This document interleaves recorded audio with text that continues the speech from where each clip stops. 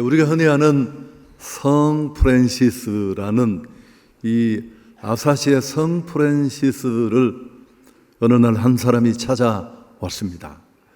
선생님, 당신은 하나님의 기적을 나타내고 또 그리스도의 거룩한 영광을 사람들에게 보여줍니다. 사람들이 당신을 만나기만 하면 변화되고 또 성자 같은 인격을 느낄 수 있다고 하는데 도대체 그 비밀이 무엇입니까? 프란시스는 이런 대답을 했다고 합니다. 전능하신 하나님이 이 지구상에 살고 있는 그 많고 많은 사람들 중에 한 사람을 찾고 계셨는데 가장 연약하고 가장 무지하고 가장 미련한 한 사람을 보셨습니다. 그러다가 마침내 하나님의 눈동자가 머물렀고 그래, 바로 저 사람이다. 저를 통해 나의 강함과 나의 지혜로움을, 나의 능력을 나타내리라. 그게 바로 하나님이 나를 선택하신 이유의 전부입니다. 여러분, 하나님이 선택하는 기준은 때때로 우리의 기준과는 많이 다르다는 것 알게 되고요. 또 하나는 하나님은 그렇게 자신의 주권적 의지로 우리를 부르시고 또 감당할 수 있는 능력도 주시고 일꾼으로 사용하십니다. 그래서 우리는 평생 이 은혜를 잊지 말아야 하는데요. 그래서 하나님의 부르심에는 인간적인 조건, 환경적인 조건이 전혀 힘을 발휘하지 못합니다. 고린도전서 1장 26절에도 형제들아 너희를 부르심을 보라. 육체를 따라 지혜로운 자가 많지 아니하며 능한 자가 많지 아니하며 문벌 좋은 자가 많지 아니하도다. 그러나 하나님께서 세상의 미련한 것들을 택하사 지혜 있는 자들을 부끄럽게 하려 하시고 세상의 악한 것들을 택하사 강한 것들을 부끄럽게 하려 하시며 하나님께서 세상에 전한 것들과 멸시받는 것들과 없는 것들을 택하사 있는 것들을 폐하려 하시나니 이는 아무 육체도 하나님 앞에서 자랑하지 못하게 하려 하십니다. 아멘. 지난 시간 우리는 로마서 후반부를 들어갔고 그런 값없이 공짜로 구원의 은혜를 받은 우리가 어떻게 살아야 하는가를 권고했습니다. 이른바 신학적인 내용이 끝나고 실천적인 그런 내용에 돌입을 했는데 너희 몸을 하나님이 기뻐하시는 거룩한 산 제물로 드려라. 이게 너희들이 영적 예배다. 여러분, 정말 하나님이 받으시고 싶어하는 예배는 이 예배가 아니고 이 형식 예배도 너무너무 좋아하시지만 이 예배가 끝나고 그 예배의 은혜, 예배의 깨달음, 예배의 도전을 가지고 삶의 자리에서 하나님을 보여주고 하나님을 드러내는 진짜 삶으로 예배하는 예배자가 되라는 그런 권고였습니다. 자, 그런데 여러분, 이 삶의 예배, 생활로 몸으로 드리는 이 예배가 가장 먼저 적용돼야 할 그 첫 자리가 어딜까요? 교회입니다. 교회. 그래서 이런 구원의 은총을 받은 사람들이 모여서 서로 교제하고 함께 예배하며 생활하는 이 교회 공동체 안에 그 삶으로 예배하는 모습이 가장 먼저 드러나야 합니다. 그래서 교회에 대한 성도의 자세를 교훈합니다. 한번 성령의 음성에 귀를 기울일 수 있기를 바랍니다. 자, 3절 우리가 본문을 함께 읽었지만 또 한번 읽을까요? 내게 주신 은혜로 말미암아 너희 각 사람에게 말하노니 마땅히 생각할 그 이상의 생각을 품지 말고 오직 하나님께서 각 사람에게 나누어 주신 믿음의 분량대로 지혜롭게 생각하라. 여러분, 지나친 생각은 하지 말고 믿음의 분량대로 지혜롭게 생각하라. 첫 번째가 뭐냐면 자기가 자기를 어떻게 인식하느냐가 굉장히 중요해요. 그 자기인식이 그 사람의 언어와 삶을 만드니까요. 근데 그 첫 번째 권고가 뭐냐면 지나친 생각하지 말고 믿음의 분량대로 지혜롭게 생각하라. 어려운 표현이고 학자들의 의견도 다양한데 이런 의미입니다. 너희 모두에게는 십자가에 못 박히신 그리스도로 인한 구원의 믿음이 주어졌다. 여러분, 교회 공동체를 구성하고 있는 사람은 누구도 차이가 없이 우리 모두는 똑같은 십자가의 피 흘리심으로 구원받고 죄사함 받은 줄 믿습니다. 그런 의미에서 우리는 전혀 차별이 없다는 겁니다. 우리 모두가 같다는 사실, 이유는 우리 모두가 같은 은혜로 구원받았기 때문입니다. 복음은 모두를 공평하게 차별 없이 만듭니다. 우리 모두 다 조금씩 크기의 차이가 있을지 모르지만 지옥 가기에 충분한 죄였고 그 죄를 우리는 자각도 해결할 능력도 없는데 그리스도의 보배로운 피로 하나님의 은혜로 그 죄를 씻어 주셨습니다. 그래서 용서받은 죄인이고 용서받은 구원자라는 측면에서 우리는 모두가 똑같습니다. 그런 믿음의 관점에서 보면 우쭐할 것도 없고 또 지금에는 나의 연약한 모습 때문에 좌절할 이유도 없다는 겁니다. 모두가 심판받을 수밖에 없는 죄인이었고 하나님의 사랑으로만 구원받을 수밖에 없는 존재였습니다. 모두가 소중한 사람입니다. 그런 면으로 바울이 앞에서 내게 주신 은혜로 말미암아 너희 각 사람에게 말한다, 이 표현을 조금 곱씹어 보면 바울이 자신을 돌아보면서 말하는 듯합니다. 자기도 한때 교만해서 마음대로 횡포하듯 착각 속에 살았던 그런 자신의 모습을 넌저시 비치는 듯합니다. 사실 이렇게 말하는 것 같죠. 한때 나도 나 자신을 너무 대단한 존재로 여기고 정말 엉터리 짓을 많이 했는데 그런 나의 실패를 염두에 두고 여러분에게 정말 겸허한 충고를 합니다. 그는 유대인 중에 유대인이고 바리새인이고 최고의 석학 밑에 배웠고 삼층천을 경험했고, 여러분 이 한 구절 속에 굉장히 많은 내용을 포함하고 있는 생각하다라는 동사가 4번이 나와요.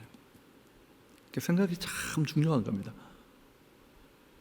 나는 어떤 존재인가를 정확하게 알면 그 다음에 그 자기 인식으로부터 출발하는 자기 삶의 자세가 나옵니다. 그래서 생각할 그 이상의 생각하지 마, 착각하지 말라는 겁니다. 겸손하게 교회를 섬기라, 그런 뜻입니다. 자기 분수를 알아라. 네가 어떤 존재인지. 소크라테스의 말을 빌린다면 너 자신을 알라. 여러분, 교회가 하나님 때문에 어려운 게 아니라 사람들 때문에 어려운 거예요. 십자가는 언제나 그 자리에 있고 우리가 조금씩 왔다 갔다 하더라도 우리를 향한 하나님의 마음은 늘 한결같아요. 용서와 긍휼과 자비하심으로. 근데 그 속에 그런 은혜 받은 우리가 어떤 모습으로 어떤 자세로 살아가느냐에 따라 교회가 건강할 곳일 수도 있고, 아니 직장생활 어려워 미치겠는데 교회 오니까 이것들이 더 별난 거야. 여러분 오고 싶겠습니까? 저는 늘 집회 가면 그런 얘기 많이 하는데 이 세상이 다 어려워도 사업이 무너지고 부부간에도 원만하지 못하고 애들 때문에 늘 걱정이 많아도 교회 오면 행복해야 할 줄 믿습니다. 여기 오면 위로가 있고. 여러분 겸손해 보이지만 교만한 사람이 있습니다. 언뜻 보면 굉장히 교만한 것처럼 보이지만 겸손한 사람이 있습니다. 무슨 그런 이상한 얘기를 하는가요? 그런 이상한 경우가 많습니다. 이 말은 자기 자신이 자기가 교만한 줄 모른다는 거죠. 그래서 착각 속에 사는 거예요. 여러분, 교만한 사람은 어떤 사람이라고 해요? 나는 교만하다는 생각을 한 번도 안 해본 사람. 손 한번 들어보시죠. 지금까지 신앙생활 한성교회 안에 나는 교만한 사람이다 생각을 한 번도 안 해본 사람, 당신이 교만한 사람이에요. 겸손한 사람은 어떤 생각을 할까? 나 지나치지 않은가? 나욱시켜만 하지 않은가? 왜요? 내가 얼마나 큰 은혜를 받았는데. 여러분, 이 은혜 의식이 우리 안에 있어야 할 줄 믿습니다. 여러분, 이 은혜 의식이 나를 잡고 있으면 우리는 언제나 겸손할 수 있습니다. 그리고 어떤 사람도 잠깐 주춤할 수 있지만 사랑할 수 있고, 어떤 나물도 법은 그를 심판할지 모르지만 나는 용서할 수 있고 이해할 수 있고. 할렐루야. 은혜라는 내가 받은 이 엄청난 은혜의 안경을 쓰고 보면 사랑할 사람밖에 없습니다. 그리고 내가 뭘 해서 교회가, 공동체가 나를 인정하고 정말 당신의 헌신에 감사합니다, 수고에 감사합니다 할 때라도 우리가 마지막 부를 노래는 뭘까요? 나는 무익한 종일 뿐입니다. 그분이 그저 다 주셨기에 내가 드렸을 뿐입니다.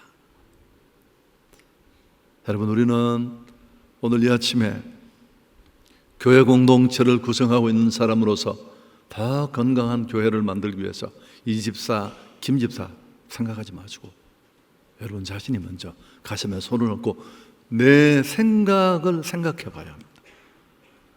나는 혹시 정말 겸손하고 기도 많이 하는 사람처럼 보이는데 정말 교만해서 그 착각 속에 정말 많은 사람들을 불편하고 있지는 않은지. 두 번째, 굉장히 깊이 있는 권고예요. 여러분, 나는 정말 죽어야 되는데 그 씻을 수 없는 죄를 하나님의 은혜로 가렸다는 생각이 나를 딱 누르고 있어야 돼요. 그때 나오는 다소곳함이 겸손이고, 그건 하나님을 향해, 공동체를 향해. 두 번째, 4절 5절에 또 충고가 나옵니다. 함께 읽을까요? 우리가 한 몸에 많은 지체를 가졌으나 모든 지체가 같은 기능을 가진 것이 아니니 이와 같이 우리 많은 사람이 그리스도 안에서 한 몸이 되어 서로 지체가 되었다. 여러분, 이것도 굉장히 중요한 표현인데, 교회는 그 교회라는 말 자체가 공동체를 의미해요. 나도 교회지만 그 모임이 교회입니다. 그래서 오늘 본문에도 말하잖아요. 성도는 그리스도 안에서 한 몸을 이루었다. 공동체보다 더 무서운 말입니다. 여러분, 로마 교회처럼 유입 성도와 기존 성도가 섞여 있는 이런 복잡한 구조 속에 있음에도 불구하고 값없이 그들을 은혜로 구원하신 그 예수님이 머리시고 그 몸에 우리는 다 매달려 있는 조금씩 모양이 다른, 그러나 자기 포지션에서 중요한 역할을 하는 지체로 우리를 함께 부르신 줄 믿습니다.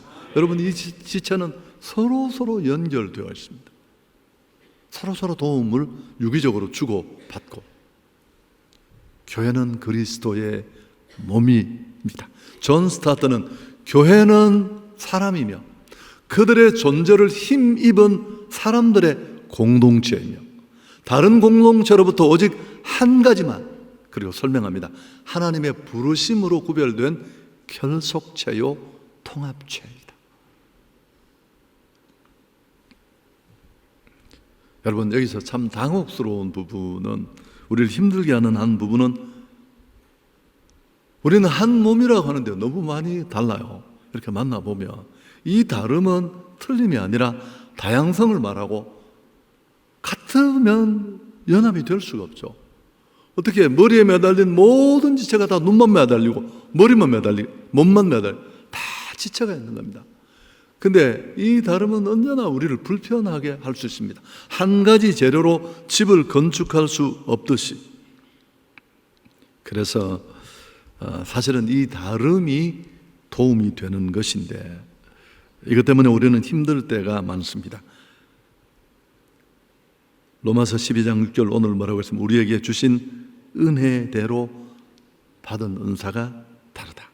또 고린도전서 12장 21절 23절에도 눈이 손들어 내가 너를 쓸 데가 없다 하거나 또는 머리가 발들어 내가 너를 쓸 데가 없다 하지 못하리라.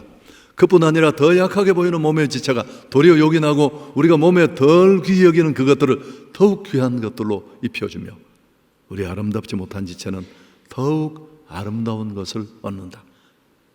여러분, 우리가 몸이라는 걸 딱 알면, 한 몸이라는 걸 알면 우쭐하는 마음은 당연히 없어지고, 또 더 중요한 이 두 번째, 교회를 아름답게 만들어가고 건강하게 만들 수 있는 또 한 가지 키는 모두가 다 소중한 겁니다. 왜요?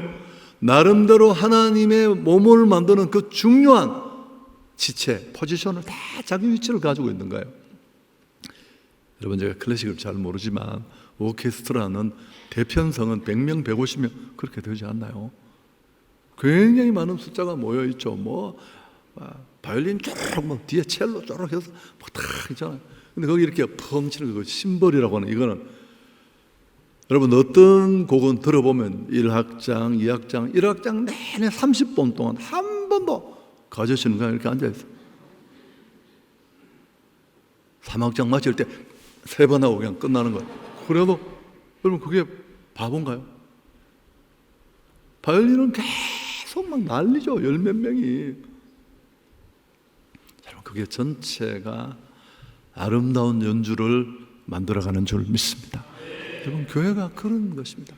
앞에 나서서 떠드는 또 살찌는 우리 교역자들, 또 막 이렇게 뭔가 자기 자리를 좀 이렇게 확신하고 싶어하는 장로님들도 계시잖아요. 당신들 때문에 교회가 움직이는 게 아닙니다. 보이지 않는 곳에서 정말, 여러분, 우리 한성교회 정말 놀라운 분들 많이 계세요.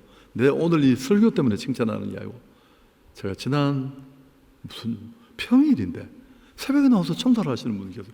그분은 늘 10년 넘도록 그러셨어요. 그분이 큰 소리 치는 건 나 한 번도 못 봤습니다. 큰 소리 치는 분들은 일도 별로 안 하시는 분들이에요. 비판하려고 얘기한 게 아니고, 제가 가장 심하지만 마치 교회를 지가 무슨 들었다 놨다 하는 것처럼, 그건 그렇게 보일 뿐입니다. 우리 몸을 봐도 그렇잖아요. 생명의 볼로 도움 안 되는 장기에 우리는 온통 돈을 다 쳐발라요. 정작 중요한 건 이 안에다 별로 제공하는 것도 없고, 가려져 가면 때가 묻었는지 죽었는지 살았는지 죽지는 않았겠네요. 여러분, 우리가 공동체라는 거 잊지 않기를 축복합니다. 이걸 조금 개념을 정진시키면 협력과 의존 관계, 모두가 자기 포지션이 있다는 소중함도 있지만 또 한 가지가 뭘까요? 여러분, 영상 예배를 드리고 어쩔 수 없는 경우는 모르지만 나는 교회로서의 역할을 하고 있다는 건 진짜 어마어마한 착각입니다. 교회는 이 공동체 성이라는, 제가 이런 이야기 했어요. 예전에 기억나세요? 떡볶이와 제가 재밌는 이야기가 몇 개 없어요. 그래서 저는 늘 반복합니다. 제일 좋은 방법은 제가 좋은 얘기를 찾는 것보다 여러분이 잊어버리시는 겁니다. 떡볶이와 김밥이 경주를 했는데 400m를. 근데 사실은 이 김밥이 상당히 전반전에 잘 뛰었어요. 거의 골 피니시 라인을 얼마 남기지 않았는데 갑자기 옆구리가 터진 거예요. 김밥이. 뒤를 딱 돌아보니까 떡볶이가 막 붉은 침을 날리면서 오는데 큰일 난 거예요. 수습할 시간이 없어서, 전체가 하나로 묶이는 데는 시간이 없으니까 각자 내용물별로 돌파하기로 해서 결국 누가 있는지 아시죠? 떡볶이의 승리로 끝났습니다. 이유가 뭐냐면 김이 다 들어왔는데 김이 못 들어왔어요. 중간에 달걀, 노란무, 이유를 하죠. 그 김이 어떤 김인가 봤더니 양반김이었다. 여러분, 제가 이 얘기를 하는 이유는 예배 자리에 앉아서 성숙한 성도는 오늘 나는 예배 드렸는데 24 얼굴이 안 보이네. 여러분, 김이 못 들어온 거예요. 나 하나의 예배는 하나님 앞에 문제가 없는지 모르지만 공동체라는 공동체성을 생각하면 이 예배는 결격 사유가 있는 거예요. 여러분, 그리고 얼마나 이 공동체가 우리를 유익하게 하는지 이 얘기도 몇 번 했죠. 하버드대에서 724명을 대상으로 무려 72년을 연구했습니다. 여러분, 이거 어마어마한 연구 아닙니까? 수만 명을 만나고 페이퍼를 작성하고 데이터를 내고, 그래서 우리를 정말 건강하고 행복하게 하는 게 뭔지를 찾았습니다. 결론이 뭐였습니까? 좋은 관계가 우리를 건강하고 행복하게 한다. 몸과 뇌를 다 살린대요. 또 과거에 이 설교가 궁금한 분은 찾아보십시오. 로제토의 수수께끼라는 설교를 제가 오래전에 했어요. 10년도 됐을 것 같은데요. 이탈리아에서 로제토 마을에서 뉴욕 주변에 있는 벵골 어디로 옮겨온 사람들이 집단을 이루면서 이런 채석장에서 너무 힘들게 일을 하고 있었는데, 울프라는 한 의사가 우연히 그 지역으로 휴가를 왔다가 거기 병원을 차리고 이제 살게 되었는데, 지금까지 자기가 그렇게 많은 심장병 환자를 다루는데 이 마을에는 이상하게 65세 이상 심장병 환자가 거의 없는 겁니다. 이건 너무 놀라운 데이터였습니다. 원인을 찾았습니다. 무슨 지중해식 식사 다 아니었습니다. 그들이 그곳에 마을을 이루고 서로 끈끈한 관계 속에 교제하고 있다는 것. 이게 지금 아멘할 박자라는 걸 모르시겠습니까? 여러분, 이렇게 쉽게 모임에 가보면 상처받을 때가 많아요. 왜? 나 같은 게 거기 또 있거든요. 우린 자신을 싫어해요. 그리고 다른 사람 좋아서 가보면 그 다름이 또 우리를 불편하게 해요. 그럼에도 불구하고 그 장벽을 넘어서서 들어가면 진짜 교회 공동체는 이런 우리 삶을 행복하게 건강하게 하는 그 모임에 저는 대안이 될 수 있다고 믿습니다. 그리고 우리 순장님이 조금만 제가 일을 하게 하려고 이제 순장 모임을 다가오는 월요일부터 제 담임 역사 26년 7년에 처음 있는 일입니다. 소그룹을 하는 것, 모임, 리더 모임을 갖는 것 이제 앞으로 계속 되겠지만 여러분이 기도해 주시고, 혹시라도 이런저런 불편한 이유 때문에 여러분이 소그룹 모임을 놓치고 있었다면 이번이 절호의 기회입니다. 자, 여러분, 우리 교회는 늘 볼 때마다 난 너무 큰 은혜를 받았고, 이 교회 안에 정말 가장 큰 은혜 받은 사람은 나고, 그런 마음으로 형제를 보면 다 이해가 되고, 그리고 우리는 진짜 예수의 피로 맺어진 그 몸에 지금도 매달려 있는 지체고, 서로 은혜를 주고받고 교제하는 그런 공동체 의식이 눈이 열려야 할 줄 믿습니다. 자, 또 한 가지 더 6절 8절도 함께 읽습니다. 우리에게 주신 은혜대로 받은 은사가 각각 다르니 혹 예언이면 믿음의 분수대로, 혹 섬기는 일이면 섬기는 일로, 혹 가르치는 자면 가르치는 일로, 혹 위로하는 자면 위로하는 일로, 구제하는 자는 성실함으로, 다스리는 자는 부지런함으로, 긍휼을 베푸는 자는 즐거움으로 할 것이니라. 여러분, 은혜대로 받은 은사가 다르다. 이 말은 우리에게 포지션인데 그 포지션에 맞는 그 자기 위치에 맞는 은사를 주셨다는 겁니다. 이 부분도 너무너무 중요한데, 이 은사를 왜 주셨느냐 하면은 몸된 교회를 세우는데, 당연하죠. 그 몸에 매달려 있는 그 지체가 그 지체 역할을 잘해서 주님의 몸이라는 그 몸의 목적을 충분히 달성할 수 있는 기능을 할 수 있도록 주신 겁니다. 은사는 자랑하라고 주신 게 아니라 몸을 섬기고 또 몸을 더 온전히 봉사하라고 주신 겁니다. 이게 하나님의 의도입니다. 사실은 이 6절은 참 재밌는데요, 은혜와 은사라는 말이 똑같은 단어예요. 우리에게 주신 은혜대로 6절에 보면 받은 은사가 각각 다르다. 은혜는 카리스라는 말입니다. 로마서 1장에서 8장에 말한 겁니다. 죄와 허물로 죽었던 우리를 값없이 죄가 없다고 덮어주시고 봐주시는 그 자비로 누리게 된 그 혜택, 그게 은혜. 근데 은사는 카리스마예요. 그런 은혜를 값없이 받은 자에게 교회 몸에 매달리는 포지션이 있고, 그 포지션을 그냥 감당하려면 그 자기 위치에 맞는 재능, 달란트를 주신 게 카리스마예요. 은혜는 모든 성도가 같이 받았지만 은사는 성도마다 다른 줄 믿습니다. 왜요? 당연히 포지션이 다르니까 손과 발이 다를 수밖에 없습니다. 근데 이걸 여러분 다르다고 생각해야 되지. 여기 무슨 경중이 있는 게 아닙니다. 중요한 건 모든 성도에게 자기 위치가 있습니다. 그리고 그 위치에 맞는 한 가지 이상의 달란트가 주어주신 줄 믿습니다. 이걸 못 찾았다면 당신이 못 찾은 거 없는 게 아니라, 성경은 여기만 말하는 게 아닙니다. 오늘 7가지 은사를 대표적으로 말하는데 고린도전서, 에베소서 4장에 보면 21가지 은사가 소개되어 있습니다. 예배만 드리고 돌아가고 한성기에 찬양 괜찮대 뭐, 카페 커피도 먹을만해. 여러분 그건 진짜 반쪽이에요. 여러분은 교회 공동체에 자기 자리로 들어오셔서 하나님은 그 포지션에서 내가 봉사하고 삶질 수 있는 은사도 주셨는데, 나는 아무것도 없고 다른 사람 은사만 부러워하면서 그렇게 보내는 분들이 너무 많잖아요. 흔히 제가 말하는 교회 안에 있는 실업자들, 영적 실업자들. 여러분 일은 돈 때문에 하는 게 아니에요. 건강 때문에 하는 겁니다. 행복 뒤에 또 설명하겠지만 여기 보면 7가지 예언, 하나님의 뜻을 사람에게 전하는 걸 예언이라고 하는데 짧게만 설명하겠고 오늘 이런 시간이 아니니까. 여러분 그러나 지금은 성경이 완성된 시대입니다.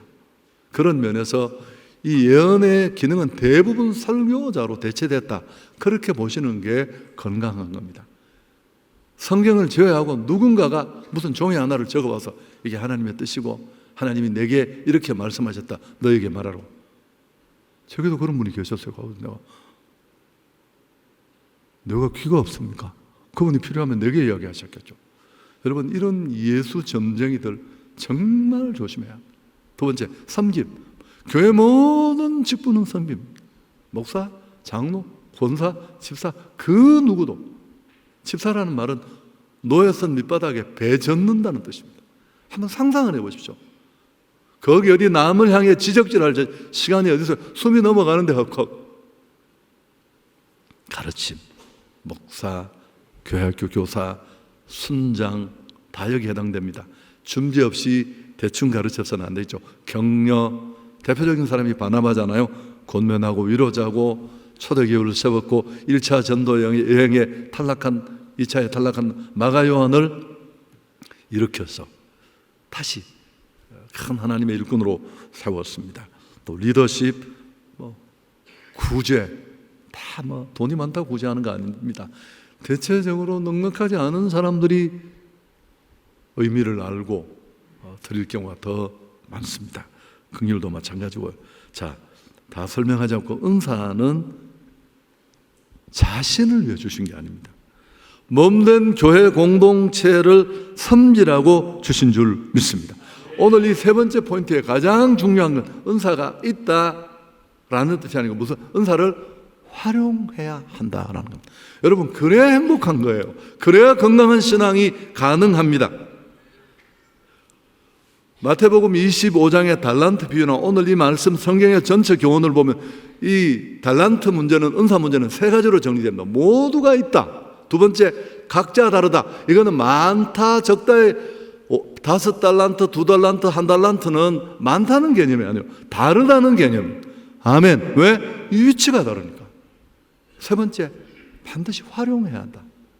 책망받고 다 빼앗기고 반드시 하나님은 묻습니다. 일하라고 주신 걸 그냥 본인도 착각한 채 놓치면. 그래서 여러분 사실 이제 지금부터가 중요하다. 모든 봉사는 수고롭지만 사실은 누구를 위해서 할까요? 자신을 위해서 합니다. 봉사라고 말하면 내가 월화수목금토 얼마나 이러고 미치겠는데 말이에요. 무슨 또 주일을. 여러분 착각하지 마세요. 자, 제가 이 얘기하면 설득이 될 텐데 정말 돈 많은 부자들이 이른바 부자병에 들면 아무도 못 고쳐. 록펠러도 그런 사람이었습니다. 이 병은 고칠 수가 없는 병이에요. 그 병을 고치는 딱 한 가지 치료제는 뭘까요? 나누고 드리는 겁니다. 부자들이 다 봉사하잖아요. 왜 봉사활동을 하는 줄 아세요? 나는 남을 이렇게 도와 커리어에 적기 위해서는 그건 잘못 알고 계신 거예요. 자기 살려고 하는 거예요. 자기 살려고. 그래도 고개를 흔드는 사람은 13명밖에 없었습니다.